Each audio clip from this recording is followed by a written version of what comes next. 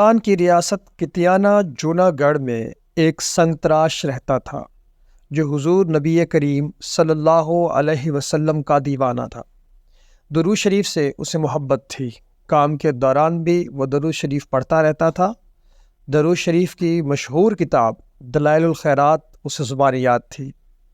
اس کا ایک معمول تھا، جب بھی کوئی پتھر تراشتا تو اس کا ایک باب پڑھتا۔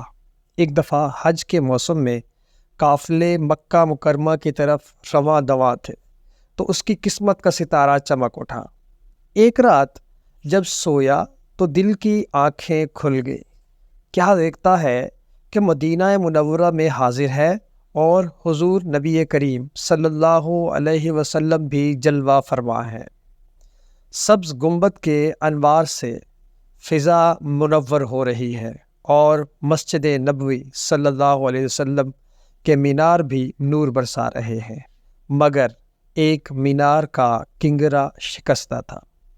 اتنے میں حضور نبی کریم صلی اللہ علیہ وسلم کے لب مبارک کو جنبش ہوئی اور الفاظ یوں ترتیب پائے: دیوانے، وہ دیکھو ہماری مسجد کے مینار کا ایک کنگرا ٹوٹ گیا ہے، تم ہمارے مدینہ منورہ میں آؤ اور اس کنگرے کو ازسر نو بنا دو۔ جب اس سنگ تراش کی آنکھ کھلی تو کانوں میں حضور نبی کریم صلی اللہ علیہ وسلم کے ادا کیے ہوئے کلمات گونج رہے تھے۔ مدینے کا بلاوا آ چکا تھا، مگر سنگ تراش کی آنکھوں میں یہ سوچ کر آنسو آئے کہ میں تو بہت غریب ہوں، میرے پاس مدینہ منورہ جانے کے وسائل کہاں ہیں؟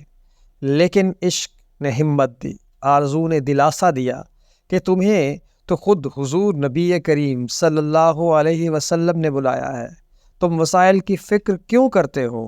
چنانچہ دیوانے نے رخت سفر باندھا، اوزار کا تھیلا کندھے پر چڑھایا اور پور بندر کی بندرگاہ کی طرف چل پڑا۔ ادھر پور بندر کی بندرگاہ پر سفینہ مدینہ تیار کھڑا تھا۔ مسافر پورے ہو چکے تھے، مگر عجیب تماشا تھا کہ کپتان کی کوشش کے باوجود سفینہ چلنے کا نام نہ لیتا تھا۔ اتنے میں جہاز میں سے کسی کی نظر دور سے جھومتے ہوئے آتے دیوانے پر پڑی۔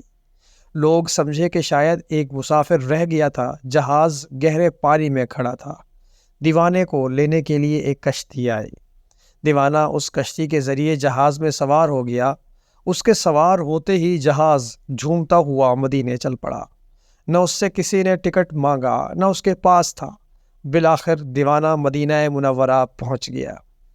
اب دیوانہ جھومتا ہوا روضہ رسول صلی اللہ علیہ وسلم کی طرف چلا جا رہا تھا۔ کچھ خدام حرم کی نظر دیوانے پر پڑی تو پکار اٹھے، ارے یہ تو وہی ہے جس کا حلیہ ہمیں دکھایا گیا ہے۔ دیوانے نے اشک بار آنکھوں سے سنہری جالیوں پر حاضری دی، پھر باہر آ کر خواب میں جو جگہ دکھائی گئی تھی اس کو دیکھا تو واقعی ایک کنگرا شکستہ تھا۔